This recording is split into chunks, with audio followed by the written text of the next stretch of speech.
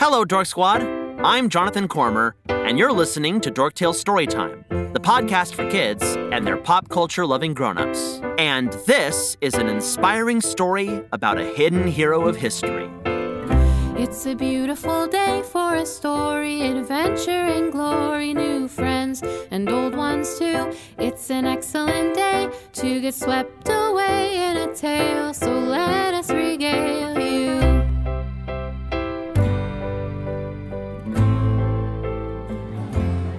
Jonathan, does my costume look silly? Why, of course not, Redge. You look awesome. Oh, thanks. I'm trying to portray the great dragon of the ACU. Ah, yes, from the Arthurian cinematic universe, which features the team of heroes known as the Excaliburs and their fearsome dragon foe, Toxin Terrafang. But I don't know if my cosplay is successful. Oh, it definitely is. I love your spiky tail, and those talons look extremely realistic. Well, I do have the spines for the costume. No crafting needed. But I'm not quite big enough to look realistic. Well, maybe your version of Toxin spends his days hedgehog-sized to easily stealth into cities and towns. Then he grows all big and scary when he's about to battle the Excaliburs. Oh, Jonathan, I love the lore. Plus, the way green steam comes out of your dragon mouth headpiece, genius! Isn't it venomous looking? Rapunzel helped me create that effect using her scientific know-how. You're definitely going to be serious competition for the costume contest. Why, thank you. And you don't look too shabby yourself, Merlin. Yes, I am Merlin, the mega-powerful mage of the ACU. I couldn't resist. Ooh, I can't wait to get inside. I've been waiting for Once Upon a Con for ages. The largest convention for dork culture in Once Upon a Time, where creatures from all over this realm and other realms come together to geek out about anything and everything. Oh, look, the line is moving. Yee, we're finally going to get inside. Let our Once Upon a Con adventure begin. Wow. Wow is right. Hey, is that our bunny friend Floppy Loppy, dressed as Toxin's greatest foe, Captain Camelot? You're right. Look at the detail and shine on her shield. Top notch. Excalibur! Excalibur! Excalibur! Excalibur! Excalibur! Excalibur! Excalibur! Ooh, there's so much to see. I don't even know where to start. Well, we've got the Decade Arcade. Yes. The description on the map says you can go there to experience video games through the years. Well, that's a must-see. Oh, we also have to stop by the Cosplay Causeway, because your dragon will be a hit. Rawr. Hey, how about we start over there, at all the artist booths? I want to see if I can find a new Excalibur poster to frame. To Artist Alley. I'm right behind you. Oh gosh, people here are so talented. Look at this Guinevere the Guardian poster. Her armor looks so realistic. Jonathan? Ooh, and this Captain Camelot action figure? He's got a little shield and everything. Jonathan? What, did you find a good Toxin Funko Pop? No. Look at that booth over there. Isn't that art for a show from your realm? Oh, we have to go over there. Hello, friends. Live long and prosper. Live long and prosper.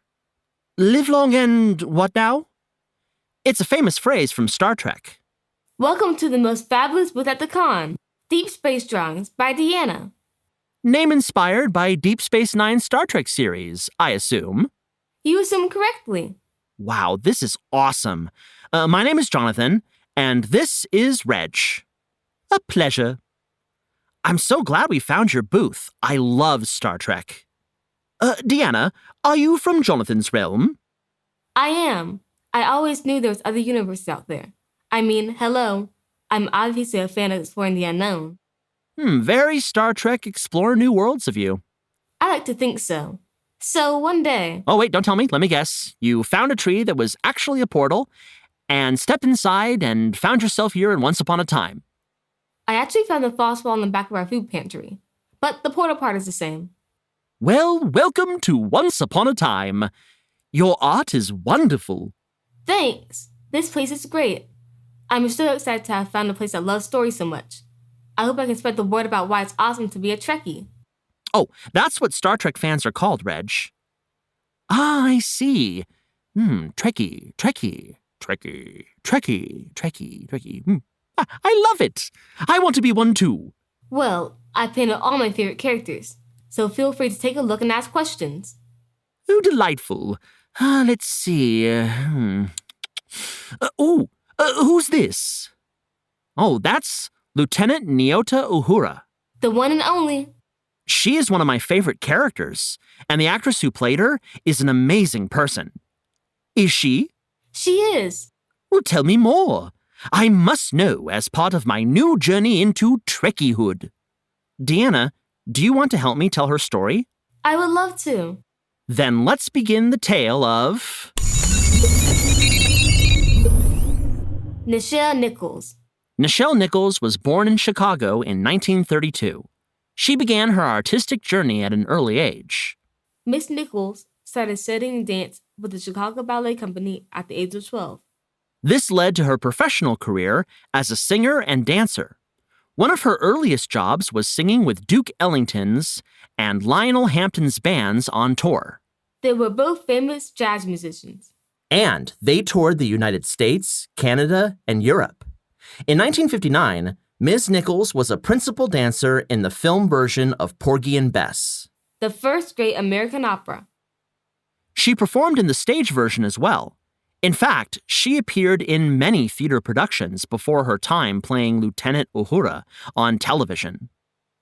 Starting your career on the stage. I, for one, understand the call to tread the boards, the thrill of live performance, the delicious drama of... drama. Do you do a lot of performing, Redge?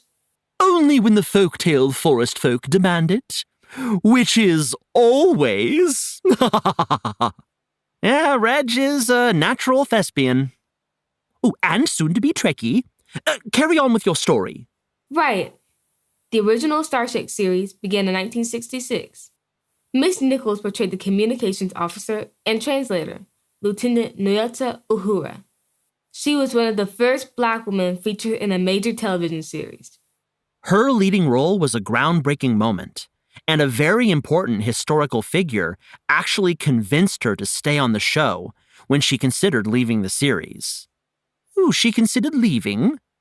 She did, but it was Martin Luther King Jr. that showed her the importance of appearing on the show.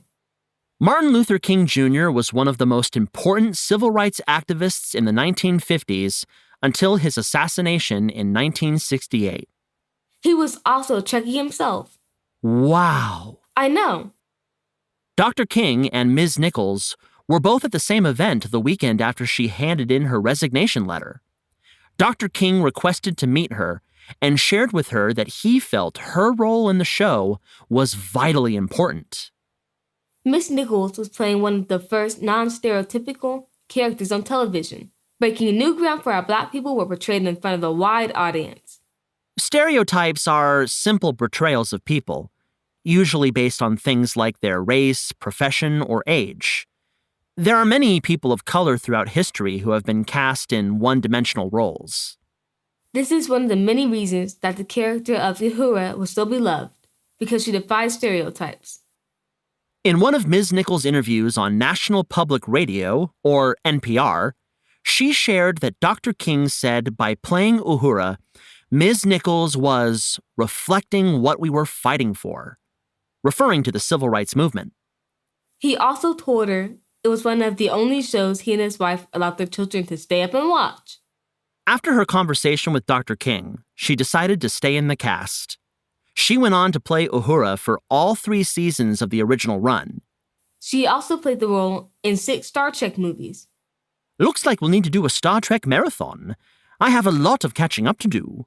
Count me in. Ms. Nichols' influence went beyond her time on the show, Reg. Oh, really? She was very interested in space exploration and even worked alongside NASA. The National Aeronautics and Space Administration is an agency responsible for the civil space program and important space research. I love space!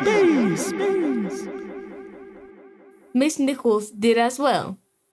She began her own program, which advocated for more women and people of color to become astronauts at NASA. And she was successful. Some of the people who were recruited through her advocacy were Dr. Sally Ride, the first American female astronaut, and Colonel Guion Bluford. He was the first African-American astronaut. Wait, when we spoke about brave aviators and learned about Mae Jemison, didn't you say that she was inspired by Ms. Nichols as well? Oh, that's right, Reg.